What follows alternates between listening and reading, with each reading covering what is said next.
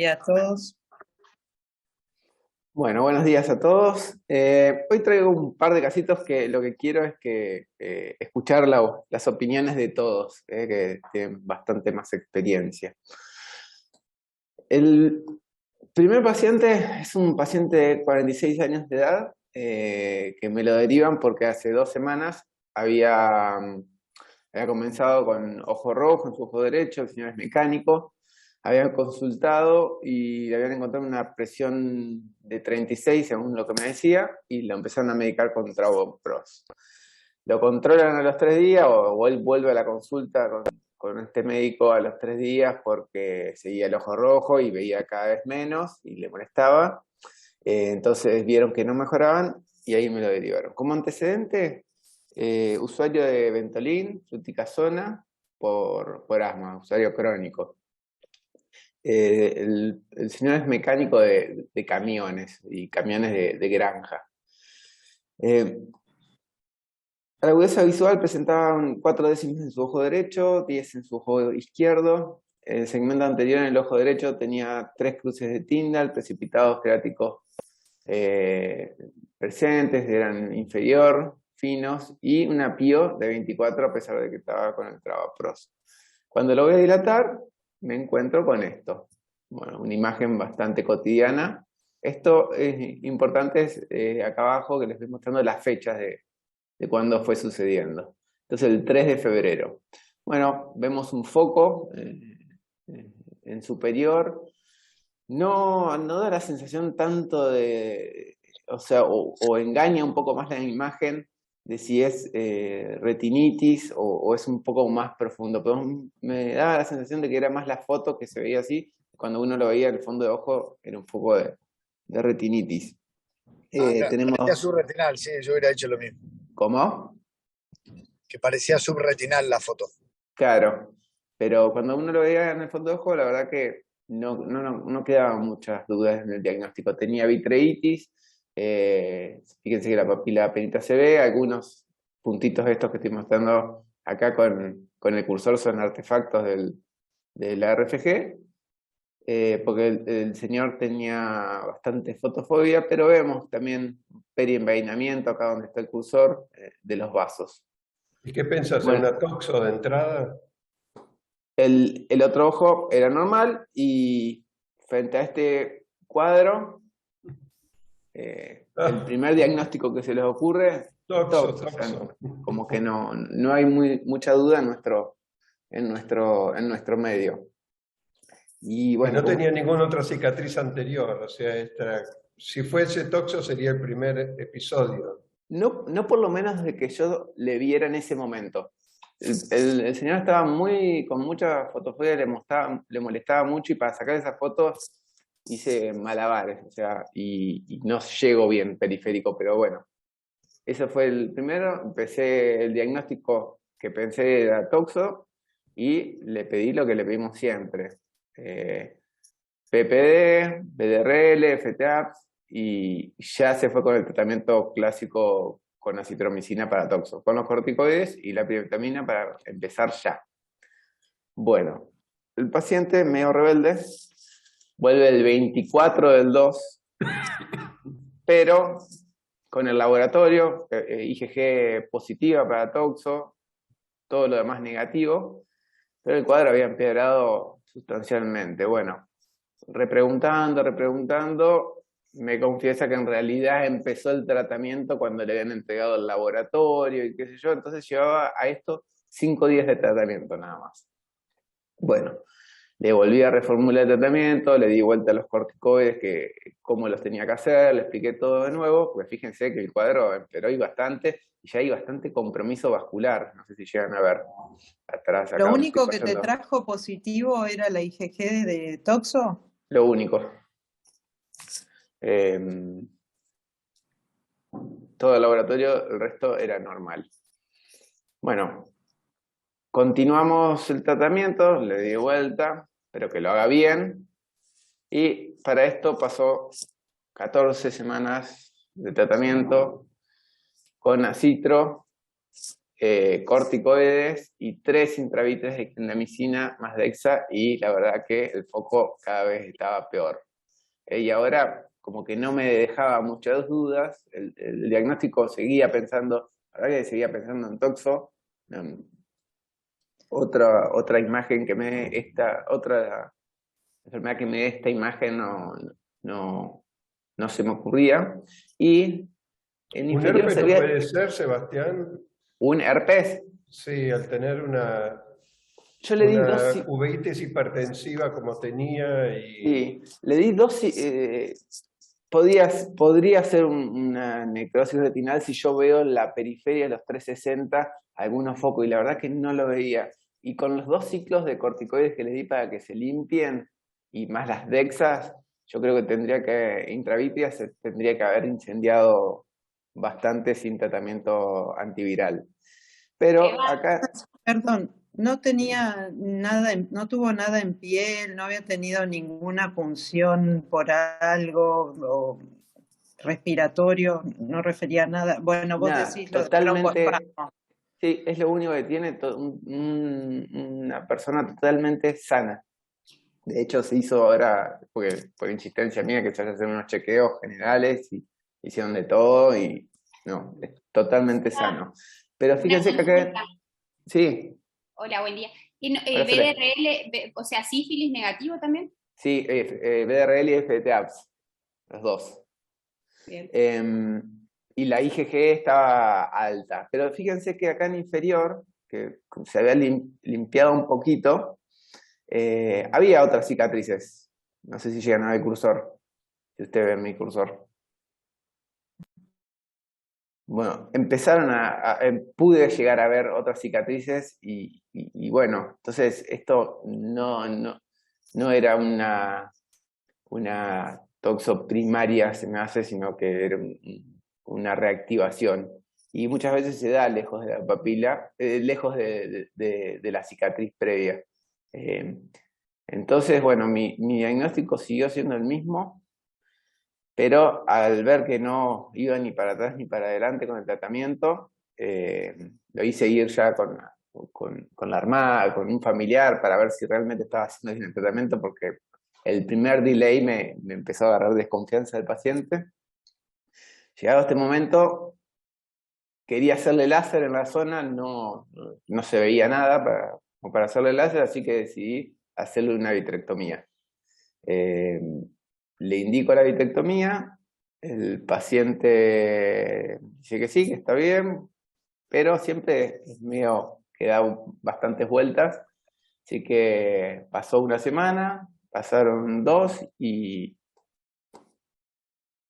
me llama diciendo que es COVID positivo, así que no se podía hacer la vitrectomía, estaba aislado, estaba en su casa, no dejaban salir. Bueno, le digo, cuando termine, continúa el tratamiento, esto siempre bajo tratamiento, continúa el tratamiento, y a los 5 días de ser COVID positivo y estar en la casa, me avisa que dejó de ver, o sea que se le puso todo oscuro. Bueno, le digo, ni bien te den el alta, te venís rápido porque algo está pasando ahí. Y dicho y hecho, cuando vuelve, viene con esto. Toda la retina desprendida, ya signos de fibrosis pre y retroretinal, la verdad que, y la agudeza visual que siempre había estado entre 4, 5, 6 décimas, ahora era movimiento de mano. Como lo operé, le hice una facovitrectomía, sacamos las membranas, tuve que hacer una retinectomía acá nasal para drenar bien el líquido subretinal, y en la cirugía, bajo indentación, vi que no era solamente ese foco que tenía, sino que había focos superiores también, en otro estado de cicatrización, y ese foco inferior que les mostraba hoy con el cursor. Bueno, este es una semana post cirugía, le hice láser todo en la zona de la lesión, vemos hasta dónde llegaba todo cómo se había expandido en estos días que el paciente había estado con COVID y se le había desprendido la retina, acá está la retinectomía. Estos al mes, el paciente veía una décima, no recuperaba mucho. Y fíjense que acá esto es el inferior, que era el otro foco que yo antes no veía. Sebas, Entonces, ¿te hago una pregunta? sí. Vos le hacés la vitrectomía, le pusiste aceite y seguís el tratamiento por boca, le pusiste clinda intravítreo. ¿Cómo seguís con el tratamiento sistémico? El tratamiento sistémico se lo continué una semana más, 1 o 2 semanas más, cuando vi que no había más actividad, se lo saqué. Ya se veían ahí todas las... Esto es al mes, fíjate, y no hay nada activo. Y esto es a la semana y medio que tampoco, ya está hecho el láser. Sebas, Sí. perdón, no sé si lo dijiste, me perdí. ¿Vos le tomaste muestra cuando hiciste la vitrectomía? Ese es un tema. No le tomé muestra porque lamentablemente no estamos teniendo un laboratorio confiable para mandarlo. Okay. Eso nos está pasando. Y el paciente lo tenía que Sí. asumir los costos, y la verdad que es un costo para que después me manden una muestra negativa, que me digan negativo, informe negativo. No, la verdad que decidí en ese momento no tomarlo. Estamos en búsqueda de haber encontrado algún laboratorio confiable para poder mandar este tipo de casos que lamentablemente están apareciendo bastante últimamente. Pero bueno, un poco el por qué traigo este caso no es tanto porque lamentablemente estamos viendo, así no tan drástico que lleguen a un desprendimiento de retina, sino es por esto. Bueno, el paciente evoluciona con un edema macular, fíjense. Al principio, bueno, era bastante lógico. Lo fui haciendo tratamientos tópicos.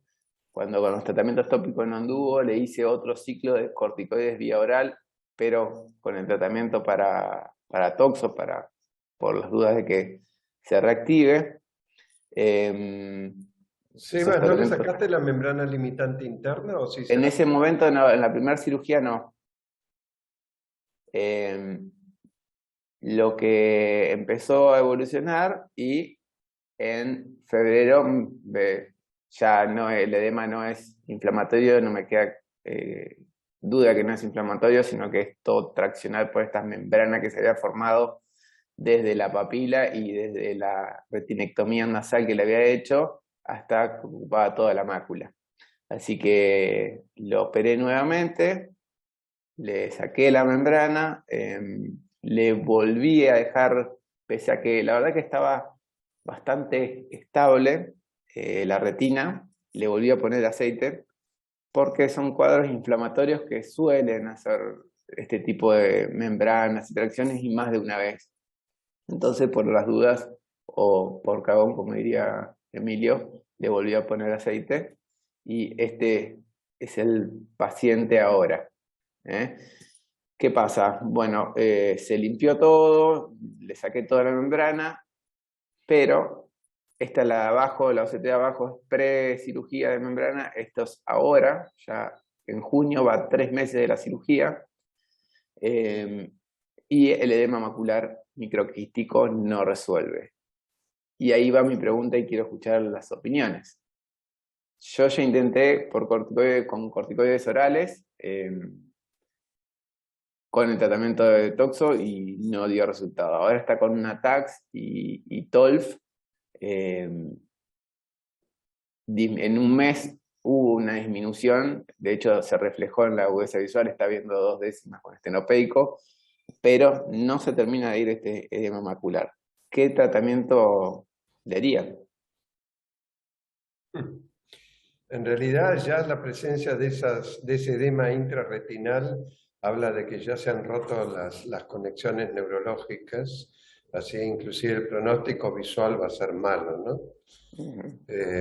A lo mejor le puedes hacer un corticoide subtenoniano, pero la verdad es que a veces estos casos se resuelven lentamente a lo largo del tiempo. Es difícil saber cómo manejarse en estos casos, pero ciertamente hay que tratar de sacar ese edema lo máximo posible. Sí. No sé si un antiangiogénico te puede llegar a ayudar. Yo le haría las dos cosas, antiangiogénico y un corticoide subtenoniano. Bien. Quiero que rebobinar un poquito la cinta y hacerle una pregunta a todos los uveitólogos que están en el grupo. Si yo tengo un paciente que hiciste el esquema perfecto y fuiste agregando antibióticos como hay que hacerlo, yo lo que recuerdo es cuando uno tiene una sospecha de toxo, hay formas resistentes, pero en general empiezan a responder alguito al tratamiento. O sea, este paciente es como que realmente parecía ni moverse, ¿no? O sea, tenés que seguir pensando en eso, hay que les este pregunto a paciente todos que hubieran hecho. tuvo en un momento una mejoría, no la puse porque mi idea un poco de discusión no era tanto de la toxo resistente, sino que era el tratamiento del edema macular en toxo, ¿no? Pero sí tuvo, en algún momento mejoró, fue ahí cuando descubrí las cicatrices, porque eso después fui a sacarle la foto de abajo, porque al principio la verdad que no lo había visto, pensé que tenía un solo foco, ese superior y nada más. Pero bueno, pero después recayó de nuevo. De hecho, cuando después había hecho las 6 primeras semanas del tratamiento bien realizado, lo hizo bien. El tema es que la verdad que estamos viendo, a mí, no sé, en estos 2 últimos años tuve 2 pacientes similares, jóvenes sanos, o sea, uno tenía 64, otro el 46, y que los dos terminaron en vitectomía. Sé de Emilio que tiene un par de casos más también, y con diferentes esquemas de tratamiento. Han usado el Bactrim también.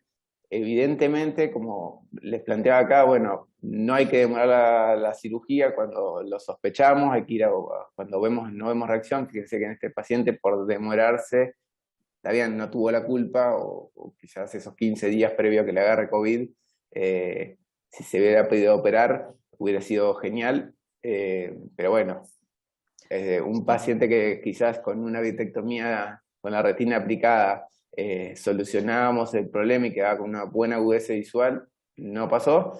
Hay cepas más agresivas y lamentablemente, por esto que le comentaba de los laboratorios, no lo podemos demostrar o no podemos saber, pero evidentemente en una revisión que hicimos que estamos haciendo con Emilio y eso, se vio que sí, en los últimos 10 años han aparecido los casos así más resistentes a la toxo, o más de toxo difusa, también más agresivos.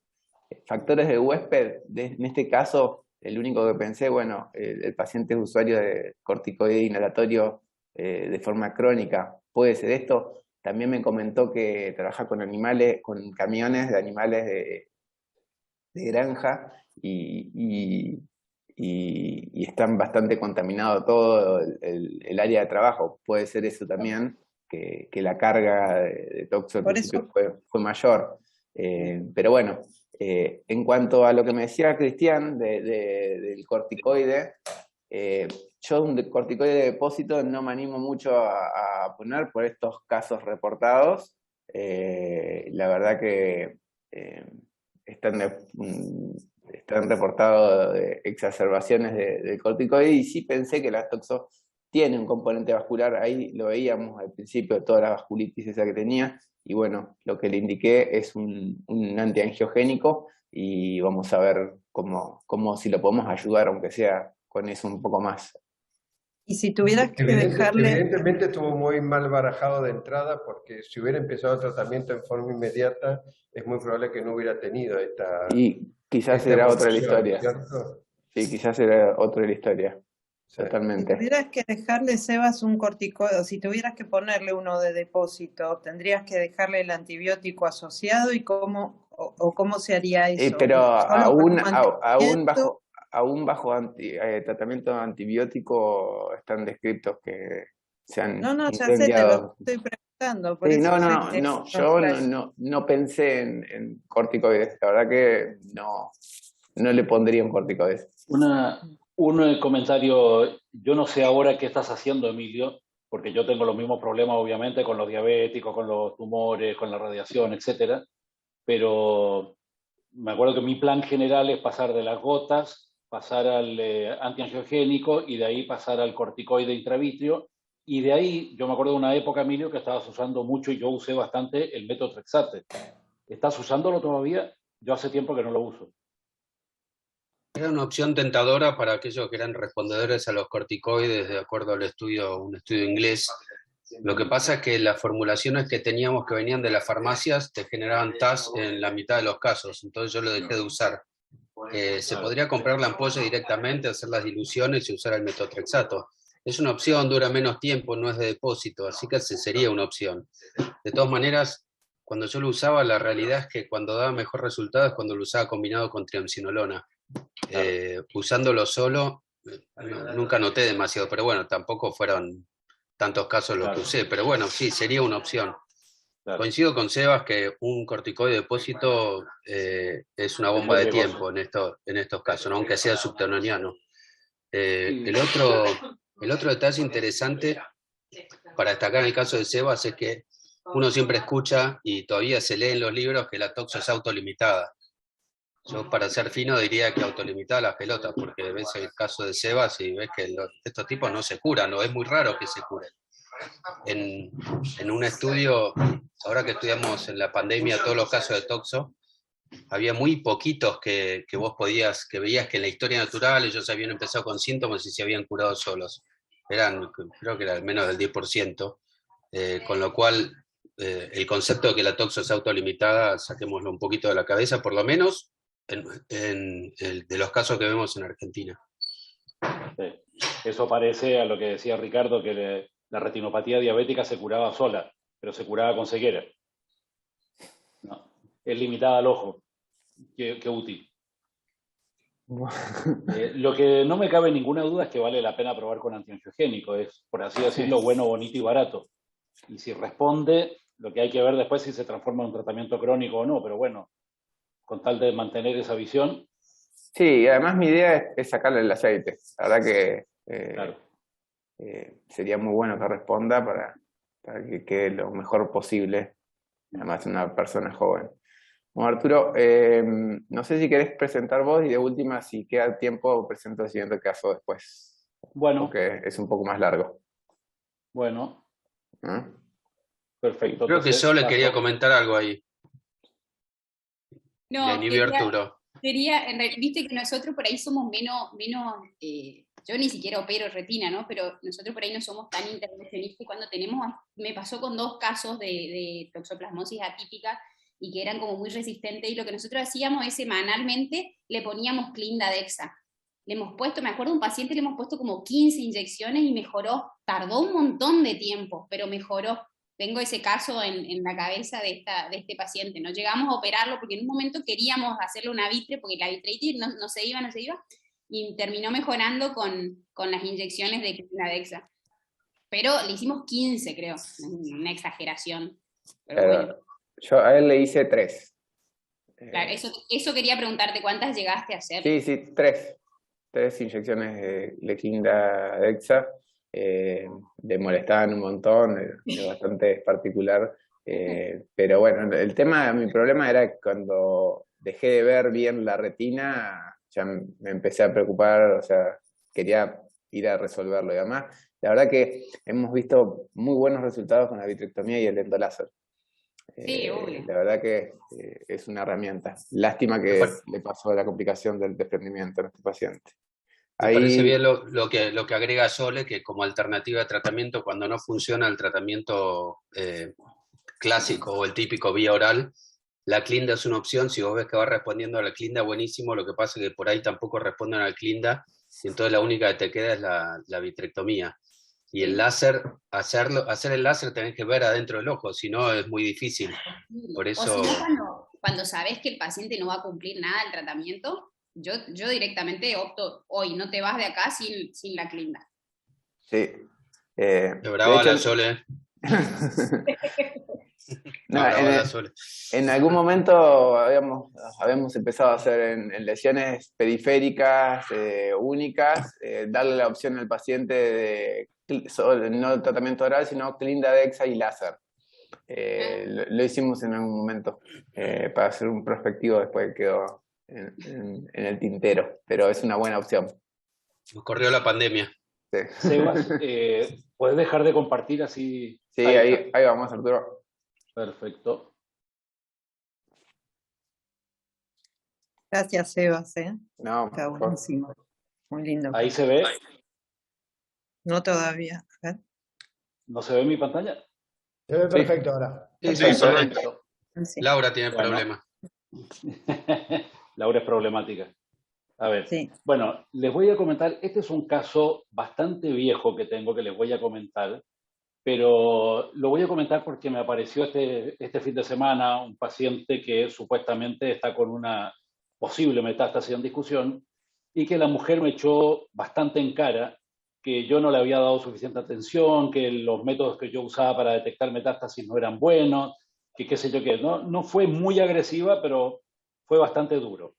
Entonces, bueno, ahí me acordé de muchos casos anteriores y vamos a hablar de este caso. Es una paciente de 34 años vista en diciembre del 97, o sea, hace 25 años, en esa época en manos de Ricardo Dotz, un diagnóstico de melanoma de coroides del ojo derecho, un melanoma ubicado en el polo posterior, 3 milímetros de altura, alrededor de 15 milímetros de base. Ricardo lo trató con una placa de cobalto que le puso un mes después, sumado a TTT. Entonces, una placa de cobalto en polo posterior sumado a TTT. Años después, 4 años después, no, 6 años después, perdón, hizo una recidiva local en un borde y esa recidiva la trató Ricardo también con 3 aplicaciones de TTT.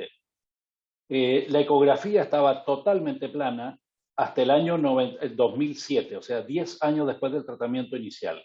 Y la mujer estaba clínicamente sana, sin metástasis, sin nada, o sea que era una buena evolución dentro de todo, obviamente con mala agudeza visual porque el polo posterior estaba quemado, pero la paciente era esta. Y en el año 2007 llega con que le habían le habían diagnosticado una metástasis, le hicieron una resonancia magnética que le dio positiva para metástasis.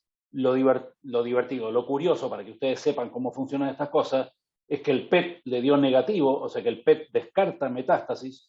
Le hicieron un centellograma como para buscar el desempate y el centellograma dio positivo. A esta mujer la trataron en otra provincia y el tratamiento que le hicieron, como era un nódulo único, aparentemente, ojo, cuando yo hablo de único, es el único que pudieron detectar, porque como ustedes ven, el PET no lo detecta, la resonancia sí, no es como para decir que todo, si no hay detección, no hay nódulo. Pero en este caso era un nódulo único, aparentemente, lo sacaron con cirugía, lo extrajeron con una leuectomía parcial y le hicieron quimioterapia, con lo cual la paciente quedó curada, según los médicos que la trataban, o por lo menos eso es lo que me contaba la paciente a mí. La patología que le hicieron, anatomía patológica, era un tumor melanoma ocular predominantemente fusiforme, o sea, aparentemente de origen ocular. Como la paciente a mí me insistía mucho en que ella se había curado, porque los médicos le decían que se había curado, yo conseguí, cuando empecé a verla yo, porque yo le hacía las ecografías, logré que me traiga el taco de la anatomía patológica que le habían hecho del hígado. Y se lo mandé a Croxato. Y Croxato corroboró que se trataba de una metástasis hepática de melanoma uveal primario. ¿tá? Lo cual es muy interesante porque ustedes saben, yo vengo diciéndolo desde siempre, que los melanomas, las metástasis, el 100% en el mediano o corto plazo se mueren. ¿tá? Entonces, esta era una paciente que llevaba 4 años de seguimiento y estaba viva. Entonces, corroboramos que era eso. Dije, bueno, crucemos los dedos, quizá una persona tuvo suerte. Aquí yo quiero remarcarle una cosita. El paciente, yo le digo, no era mío, no era yo el que tomaba las decisiones, pero para mí esta zona de acá, esta zona pigmentada del borde superior del tumor, es una zona que está infiltrada. Los tumores, cuando uno trata con TTT, igual que cuando trata con radiación, tiene que tener un margen de seguridad. Y acá no había un margen de seguridad, porque esto no parece tratado, no tiene alteración pigmentaria típica de la radiación, y por supuesto que no tiene la quemadura que como es esta, típica del TTT. Pero como ecográficamente era totalmente plano, Ricardo no se decidía a tratarlo, y el paciente, después de eso, 4 años después de ese tratamiento, se manifestaron metástasis hepáticas, pulmonares, o sea, metástasis múltiples. O sea que el paciente claramente no estaba curado y ustedes ven que hubo un crecimiento de esto que antes era así y después pasó a ser así. O sea, creció bastante. Esto era una recidiva local para mí, sin ninguna duda. Pero Pero claro, el paciente ahora estaba con metástasis generales, estaban metástasis generalizadas en el hígado, pulmonares, estaba en muy mal estado clínico, y a esta paciente le hicieron tratamientos de todo tipo. En el mismo año le dijeron que había un muy buen control de las metástasis. Después empezó tratamiento con inmunoterapia, no respondió. Le hicieron quimioterapia intraarteriolar, tampoco respondió. Después le van proponiendo otros tratamientos y finalmente, después de 2 años después del diagnóstico de las metástasis, la paciente muere. ¿tá? Entonces, bueno, hasta ahí yo les diría que es una evolución común. Una paciente que hace una metástasis después de 10 años del tratamiento inicial, las metástasis no se curaron. Todos sabemos, todos los que estamos en el tema, sabemos que cuando la metástasis se produce mucho tiempo después, suelen durar también mucho más tiempo. Una persona que tiene un tumor chico, que hace una metástasis a los 3 meses, normalmente va a durar muy pocos meses. Una persona que tiene un tumor grande, o chico, pero que hace metástasis 15 años después, habitualmente son varios años hasta que se muere. No son meses, sino que años. Arturo, ¿Sí? ¿tiene sentido todos esos tratamientos para un melanoma? Bueno, a eso vamos. Ahora lo voy a ampliar un poco más. Fíjense que acá yo la iba siguiendo para lo que para mí era una recidiva inicial, cómo fue creciendo. Esto, claro, pasaron 2 meses nada más y que no tenía por qué haber crecido. Y fíjense, poco antes de morir, que esto ya había crecido bastante. Entonces yo ya con esto le decía a los oncólogos, le mandaba nota a los oncólogos diciendo, mire, ustedes dirán lo que quieran, que está respondiendo, que está curada, qué sé yo qué, pero yo veo que en el ojo está creciendo. Si en el ojo está creciendo, no veo por qué no va a estar creciendo en ningún otro lado. Por supuesto que esto de acá, que era ecográficamente totalmente plano, no lo va a captar el PET, no lo va a captar la resonancia, no lo va a captar nadie, excepto nosotros. ¿ya? El que mira el fondo de ojo lo puede ver, nadie más puede verlo. Y yo les puedo garantizar es relativo porque no lo puedo garantizar, pero asegurar que esto mismo que tiene en el ojo debe tener centenares de estas mismas lesiones en el hígado, en el pulmón, y vaya a saber uno en el riñón, en la piel y en cualquier otro órgano. ¿tá? No es lógico pensar que justo las únicas metástasis diminutas que tiene, las tiene en el ojo y las podemos ver. Entonces la estadística o el sentido común nos dicen que deben haber centenares de estas en todo el cuerpo. Simplemente demoraron en manifestarse. Ahora fíjense que de esto a esto pasaron 5 años. O sea, el crecimiento acá fue lento. Por lo visto, algunas metástasis crecen, otras no crecen, unas crecen lentamente, otras no crecen nada, hay de todo. ¿ah? Por eso son tan tardíos las muertes muchas veces en melanoma ocular. Entonces, observaciones con respecto a este tipo de pacientes. ¿tá? Y cómo siempre se habla que el melanoma de coroides tiene alrededor de un 50% de metástasis en el largo plazo. Habitualmente se habla de 15 años, hoy ya no tanto. Este caso tenía 3 milímetros de altura, predominantemente fusiforme, o sea, relativamente buen pronóstico, y para esa época lo que se decía es que si era fusiforme y era en el límite de lo pequeño, las metástasis a 10 años eran más o menos 8%, lo cual está lejos de cero y lo cual no es raro de decir, bueno, esta mujer lo tuvo antes del tratamiento. El hecho es que esta mujer, así como tiene las metástasis, y hay pacientes que tienen metástasis 30, 40 años después de que le sacaron el ojo, esta paciente siempre tuvo el melanoma en el ojo, lo cual es un riesgo más para que haga metástasis. Ahora, solamente lo tuvo en el ojo, ya tenía las otras metástasis, eso es casi una discusión filosófica. Entonces, yo personalmente prefiero que si tengo duda, prefiero eliminar el ojo antes que quedarme con la sensación de que no está bien tratado. Los estudios habituales que hacemos nosotros y que hacen en muchos lugares del mundo son los estudios semestrales los primeros 5 años y anuales a partir de los 5 años. Le estudiamos enzimas hepáticas, que hoy por hoy lo he cambiado por un hepatograma, y ecografía hepática. ¿tá? O sea, cada 6 meses los primeros años, cada año por el resto de la vida.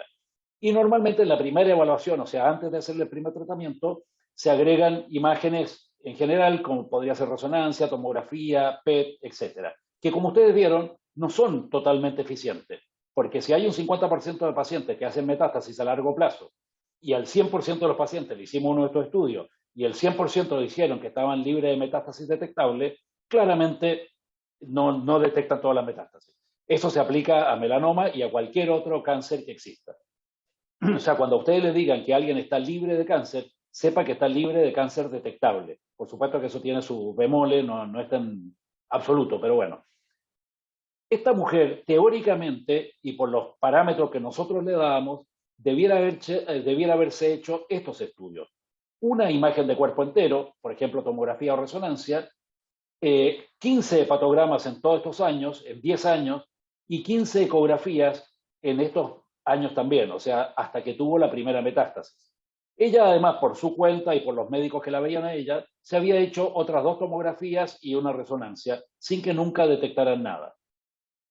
Estos son los estudios que teóricamente debiera haberse hecho. Ahora, fíjense que desde el año 2007, cuando apareció la primera metástasis, hasta 2013, esta mujer yo comprobé, porque el marido, cuando ella murió, me trajo todos los estudios que se había hecho. Yo me pasé unas cuantas horas ordenando esos estudios para ver qué se había hecho, y por lo menos los que pudimos comprobar, se había hecho 28 distintos tipos de análisis de sangre. ¿tá? Eso como mínimo, porque en realidad probablemente le hacían, ella me contaba, que no le daban los resultados, pero muchas veces antes de hacerle una quimio le tomaban sangre para ver cómo estaba el hematocrito, cómo estaba esto, cómo estaba lo otro. O sea, pero 28 formales, que tuvo que ir al laboratorio para eso. 5 radiografías de tórax, 9 ecografías hepáticas, 12 tomografías computadas, 9 resonancias magnéticas con contraste, 13 PET o PET scan con tomografía computada con contraste, 2 centellogramas, en total 78 estudios comprobados, probablemente muchos más, y 36 de ellos, de esos que te llevan una buena parte del día, como un PET con contraste, un centellograma con contraste, etc. Es un montón para estos 6 años de sobrevida de la paciente, o en la práctica 5 años y pico, porque murió a principios de 2013. Y además tuvo una lobectomía hepática, tuvo 3 biopsias hepáticas porque querían comprobar cómo estaba funcionando. Ellos decían, no, esta metástasis está muerta, no, uy, está viva. 2 punciones abdominales, una endoscopía, por lo menos que yo pude comprobar 7. Por supuesto que yo no le hice un interrogatorio al marido a ver qué otra cosa le habían hecho, porque me parecía un poco morboso, pero de las que yo tenía los informes, 7 intervenciones. Hizo tratamientos clínicos como mínimo con dacarbazina, ipilimumab, cisplatino, entre otras cosas, porque hizo otro tratamiento, le hicieron tratamiento en la primera cirugía, etc. Entonces ahí uno ve y dice cuánto tiempo dedicó esta mujer a su melanoma en sus últimos 6 años de vida. Ella me decía que dedicaba por lo menos la mitad de su vida a sobrevivir, ¿sí? Porque la veía muy seguido acá. ¿Y cuánta plata gastó? No lo sé, no le pregunté tampoco, pero cuánta plata gastó ella o cuánta plata gastó la prepaga o el seguro médico, y fueron cifras muy grandes, porque solamente el ipilimumab cuesta fortuna. Entonces, estamos hablando de que cada tratamiento de eso con 4 dosis pueden ser 40 o 80 mil dólares. Como conclusión para esta paciente, ¿no era mejor explicarle a la paciente que nadie sobrevive a las metástasis? Ella sobrevivió 6 años. ¿Fue por el tratamiento o sobrevivió pese al tratamiento? El promedio hoy por hoy, hay por supuesto distintas opiniones, pero el promedio de sobrevida con o sin tratamiento es de alrededor de 13 meses. ¿ah? Entonces ella sobrevivió más que lo común, pero es cierto también que su metástasis fue más tardía que lo común, era un tipo predominantemente fusiforme, que son de más larga evolución. O sea, en realidad no hubo tantas cosas fuera de lo normal, excepto que la sobrevida fue de 6. Yo la segunda sobrevida más larga que tuve fue de 4 y pico.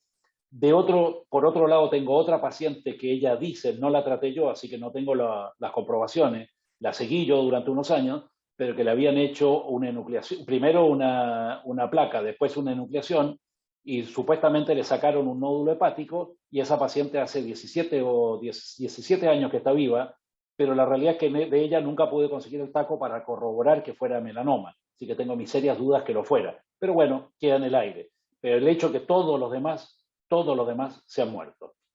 Entonces, acá les cito distintos trabajos. Este es un trabajo del 2010 bastante importante, donde llegaron a la conclusión de que con o sin tratamiento, el 100% de los pacientes se morían. Era cuestión de tiempo, fíjense que acá están tomando 48 meses, y casi el 100% llegan a los 48 meses, mueren antes de los 48 meses. Hay excepciones. Hay distintas explicaciones para eso. Esta es una presentación que me tocó a mí muy interesante en Australia. Este tipo es un capo en melanoma de piel, O sea, es un capo, lo que el mundo llama un capo en melanoma, pero para mí es un capo en melanoma de piel. Y el tipo estuvo hablando de todos los tratamientos y cómo algunos tratamientos prolongaban la vida. Entonces, cita un estudio, que yo lo leí después, que hablaba de un promedio de sobrevida simplemente con tratamiento de mantenimiento, o sea, como quien dice, paliativo, de 1,6 meses. Después va alargando y la realidad es que no me cierra mucho, pero el hecho es que cuando él suma todos los trabajos, llega a la conclusión que si bien en melanoma de piel, si bien hay curación relativa, o sea, hay control del melanoma, no hay un tratamiento efectivo, o sea, no se cura. Ningún melanoma de piel se cura con los tratamientos que están haciendo ahora. Sí se prolonga la vida. Varios de ustedes oyeron el caso de una sobrina mía que en vez de morir en 3, 4, 6 meses como debiera haber muerto por metástasis, probaron todas las inmunoterapias, checkpoint inhibitors, etcétera, y duró casi 3 años en vez de 2 años y medio. Pero el hecho es que todos los pacientes que yo oí, que son muchos, que me dijeron, Arturo, este se curó, contra todo lo que vos decías, este se curó. A los 2 años, yo no podía decirte lo dije, pero el paciente se había muerto. 1 año, 2 años, 3 años. Algunos familiares míos, otros pacientes míos, pero de todo. O sea, todos los pacientes que yo viví y que lo que dicen los especialistas se terminan muriendo. Ahora, ¿en algún momento eso va a cambiar? Seguramente sí, pero no todavía. Como conclusiones de este médico, para el tratamiento, para el melanoma uveal todavía no hay un tratamiento establecido. Se ha probado todo lo que se prueba en melanoma cutáneo, pero tienen otra genética los cutáneos y los oculares. Si ustedes piensan que los cutáneos no sobreviven pero prolongan la vida, sería interesante que en el ojo pasara lo mismo, porque ya de por sí la vida es mucho más prolongada, la sobrevida es mucho más prolongada en melanoma uveal. Entonces, si además de ser más prolongada, con el tratamiento se prolongara más todavía, y podría ser que esta mujer en vez de 6 años hubiera vivido 10 o 12 años en mejores condiciones. Se han probado muchas drogas y muchas otras están en desarrollo y el progreso ha sido lento, tenemos un montón de ideas y la comunidad está muy motivada, que es una forma australiana de decir somos muy optimistas. Ahora, yo no soy tan optimista todavía, en el largo plazo sí. ¿Por qué? Y porque esto fue hace 5 años y todavía no ha salido un tratamiento que sea específico para melanoma. Yo me acuerdo en el año 2007 que Augsburger presentó en un congreso, tenía que hablar de tratamiento de metástasis, y él sacó una pastillita blanca, que probablemente era una aspirina, y dijo, ¿ven esto? Dentro de 4 años, este va a ser el tratamiento estándar para cualquier melanoma. Los vamos a curar a todos con tratamiento por vía oral. Bueno, al día de hoy no se ha curado ninguno. Hay una pequeña diferencia entre todos y ninguno, pero es opinable. Es muy efectivo el tratamiento, pero no sobrevivió nadie. Este es un trabajo de Tero Kivela, en el cual él estudiaba a los pacientes haciéndole el mejor tratamiento que podía, digamos, el mejor apoyo que podía.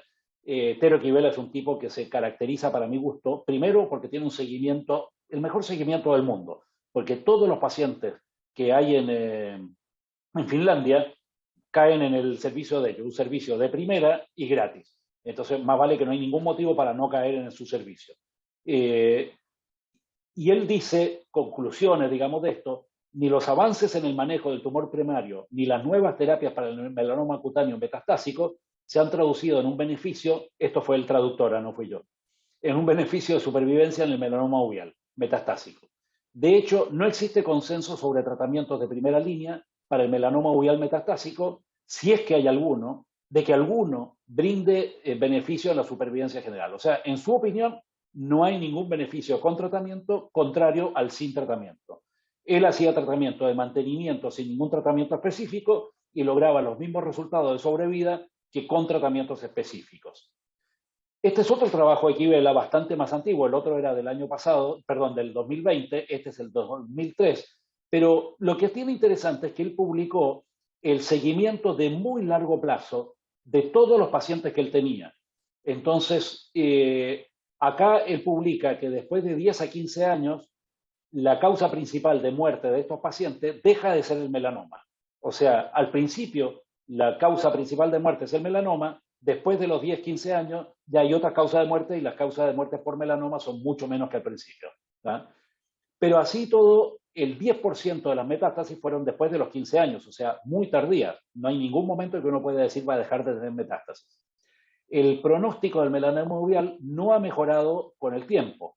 ¿Por qué? Aquí dice que la mortalidad es del 50% prácticamente en 30 años. Ahora, hay trabajos que dicen que es mayor. La mayoría de los trabajos hablaban del 65 al 75% de mortalidad.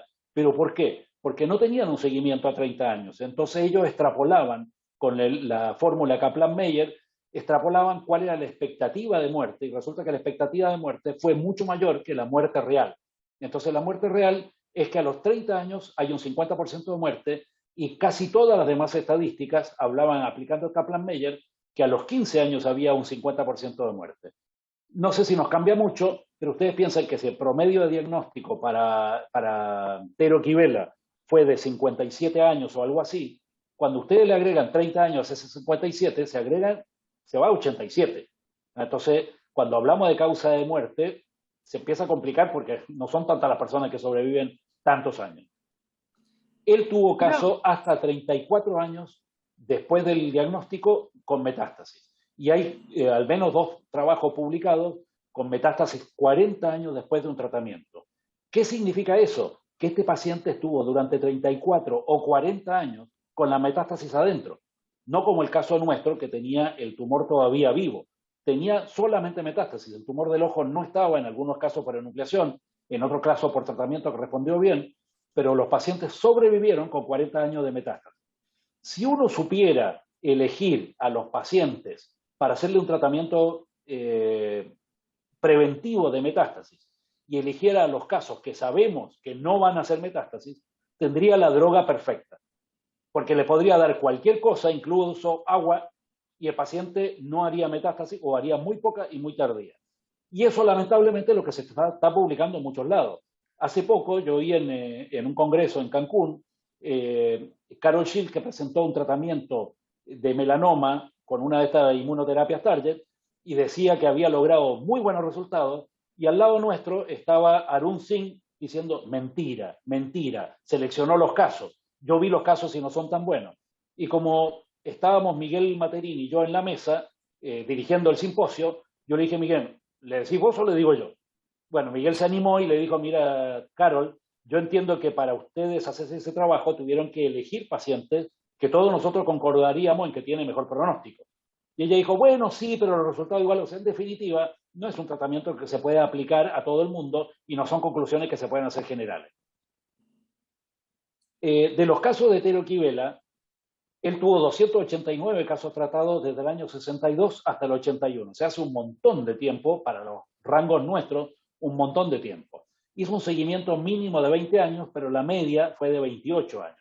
Y la mortalidad por melanoma fue, a los 5 años del tratamiento, 31%. Y después fue creciendo lentamente, pero ustedes ven que después de los 15 años, la mortalidad fue 7%. Y en los primeros 15 años fue 45%, pero más importante, en los primeros 5 fue 31%. Es como que esto hace un pico alrededor de los 3, 4 años de metástasis y después hace un segundo pico más cerca de los 10, 15 años. Entonces, el que sobrevive al primer pico, por lo general tiene un pronóstico de vida bastante bueno. Por supuesto que todo comprobó que la mortalidad aumentaba, o sea, las metástasis aumentaban con el tamaño del tumor inicial, con las extensiones extraesclerales, con el compromiso del cuerpo ciliar. O sea, todos los signos que nosotros sabemos que son de mayor riesgo de malignidad se cumplieron. En conclusión, entonces, de todo esto, bueno, esto lo repito como siempre, que el diagnóstico es casi siempre clínico y ecográfico. Muy rara vez hace falta hacer una biopsia. La braquiterapia con distintos isótopos que se han usado a lo largo de los años es el tratamiento ideal junto con Proton Beam para los lugares donde hay, pero que no es mejor. Y el tratamiento general, por ahora, no hay ninguna prueba de que sea útil.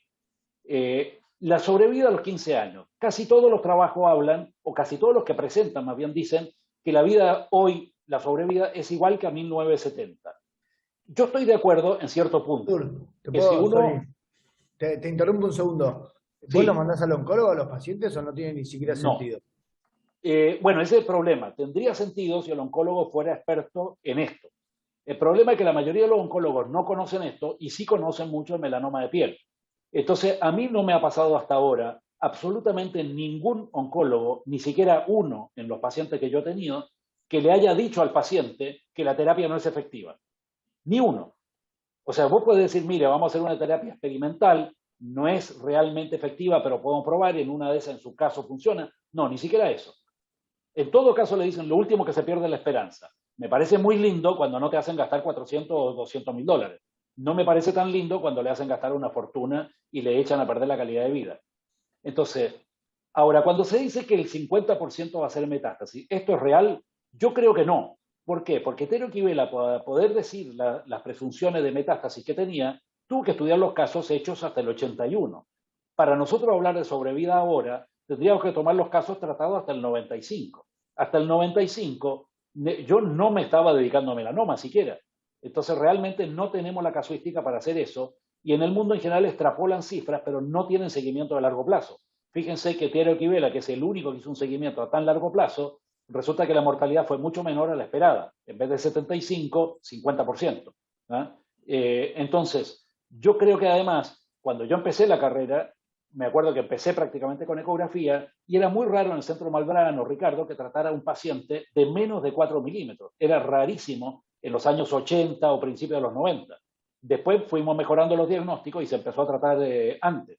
Y hoy nosotros tratamos muchos pacientes que tienen melanomas de 1, 2, 3, 4 milímetros y muchos de 2 milímetros en los últimos años. Entonces, yo estoy convencido que esos pacientes van a tener otra sobrevida, por lo tanto, dentro de 15 o 20 o 30 años, y va a haber una mortalidad bastante menor. Pero eso es una opinión que no tiene mucha importancia porque eso hay que verlo paciente por paciente. Siempre cuando uno habla de la misma mortalidad es comparando casos iguales. Un caso de 2 milímetros del año 80 y pico y un caso de 2 milímetros de ahora, hasta ahora tiene la misma mortalidad. La diferencia es que antes el promedio de tratamiento era quizás de 8 milímetros y ahora el promedio de tratamiento quizás es de 4 milímetros. Es una diferencia importante. Si el tumor es pequeño, va a disminuir la cantidad de metástasis. Esos son todos los trabajos que se han hecho, independientemente del genotipo, se ha visto que es así. Entonces, vuelvo a la misma conclusión. ¿Hay que explicar al paciente que nadie sobrevive a las metástasis? Esta mujer sobrevivió 6 años. ¿Hubiera valido la pena que esta paciente hubiera dicho, bueno, yo en realidad el doctor Irarrázaval me dijo que no voy a sobrevivir, así que voy a hacer una vida lo más normal posible, no me voy a hacer nada?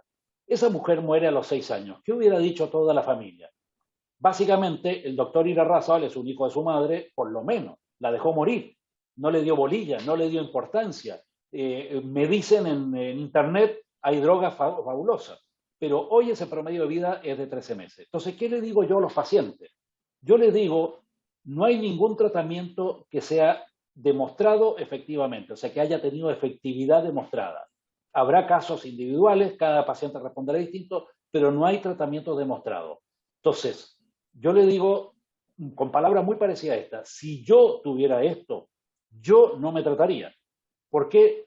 Porque no tengo tanto apego quizá a la vida como para estar haciendo experimentos y arruinarme la vida. Prefiero vivir bien menos tiempo, si es que es cierto que menos tiempo. Pero el promedio fue de 13 meses, tanto en los tratados como en los no tratados.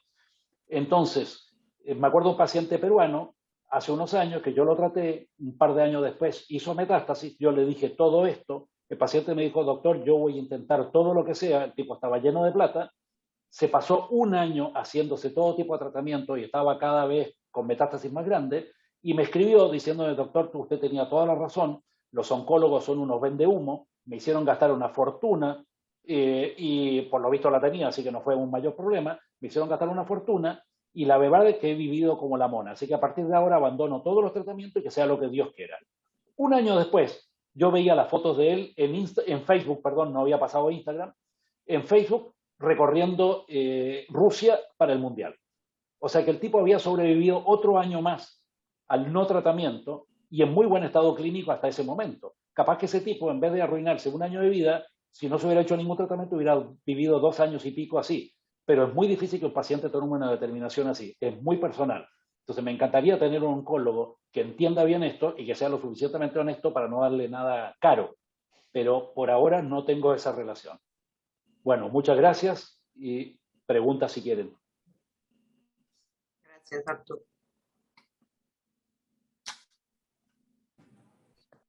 Por supuesto que todo esto es muy opinable, porque en algún momento va a aparecer un tratamiento, se está invirtiendo mucha plata en esto, muchísimo menos que el melanoma de piel, porque ustedes saben que el melanoma uveal es algo así como 20 a 40 veces menos frecuente que el de piel.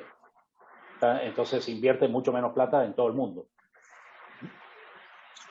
Yo creo que algo que está bueno agregar es lo que presentaba siempre Arun ahora, que se discutía todo el tiempo ahora en Los Ángeles, que él decía, la única forma de estirar el pronóstico de vida hoy en día es hacer más estudios para buscar la metástasis, porque la vamos a encontrar antes, entonces vamos a decir, ese paciente vivió 13 meses, 18 meses. Claro. En cambio, si no la buscamos, vamos a decir, vivió 6, pero no hay ningún Claro. tratamiento efectivo que te cambie ese tiempo.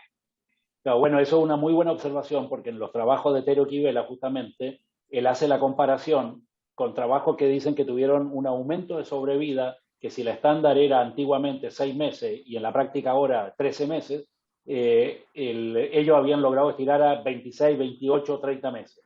Pero claro, en vez de hacerle una ecografía hepática y un hepatograma, lo metían al paciente cada 6 meses o cada 4 meses, le hacían infinitos análisis de sangre, seguimiento de inmunomarcadores, ¿cómo se llama? PET, resonancia, lo que fuera, con los aparatos más tecnológicos de hoy. Ahora, ¿cuál era la diferencia? Que se pasó 30 meses el paciente sabiendo que se va a morir en vez de pasarse 12, 13 meses sabiendo que se va a morir. ¿Es realmente una ventaja? Si ustedes me dicen, yo preferiría saber que me voy a morir, pero dentro de lo posible yo preferiría saber unos meses antes. No me interesa tanto saber 4 años antes o 6 años antes. Así que no estoy seguro que yo quiera hacerme, yo no me haría ningún examen extra mientras no aparezca algo demostrado. Por otro lado, una cosa interesante es todo lo que se habló de los tratamientos y del Gene Expression Profile. Siempre cuando vean todas estas cosas, acuérdense que hay intereses comerciales de por medio. Entonces, a mí me dicen, y la discusión eterna que yo tenía con Miguel Materín, era que el Gene Expression Profile, al tener la característica genética del tumor, el día que tuviera una metástasis íbamos a saber qué droga le podíamos aplicar. Lo cual resultó no ser cierto, porque ustedes ya sabrán por todas las presentaciones que hicimos nosotros, que ustedes ven un paciente que tenía un tumor cupuliforme aplanado, que de repente hace una ruptura de la bruja y hace un gran crecimiento amelanótico en el medio de lo que era un tumor melanótico. Ustedes le hacen punción a la cabeza, o sea, la ruptura de la bruja, y le hacen punción a la base, y las posibilidades son enormes de que le dé 2 tipos citogenéticos distintos. Entonces, ¿qué motivo hay para creer que una metástasis que estuvo 10 años implantada en el hígado y de golpe empezó a crecer no es por un cambio citogenético? Todos los tumores, a medida que crecen, van cambiando la citogenética. Eso ya se sabe, se conoce, está recontra demostrado. En un momento Miguel Materín en Yale estaba haciendo cultivo de melanoma y él estaba fascinado porque todas las funciones, sacaba unas cuantas células, las cultivaban y decía, ahora tengo un melanoma artificial para cada paciente y podemos hacer todos los experimentos. ¿Cuál es el pequeño detalle que le decía yo? Que los franceses habían demostrado que promedio a las 5 mitosis ya había algún cambio citogenético. Entonces, todo lo que vos tengas de ese melanoma va a ser otro melanoma que el que tiene el paciente. Es como cuando te dicen un clon de un niño. Si yo creo un Hitlercito, me van a salir 50 Hitlers. No, va a depender del medio ambiente, la educación, la experiencia traumática que haya tenido el chico. No es así, el melanoma tampoco es así.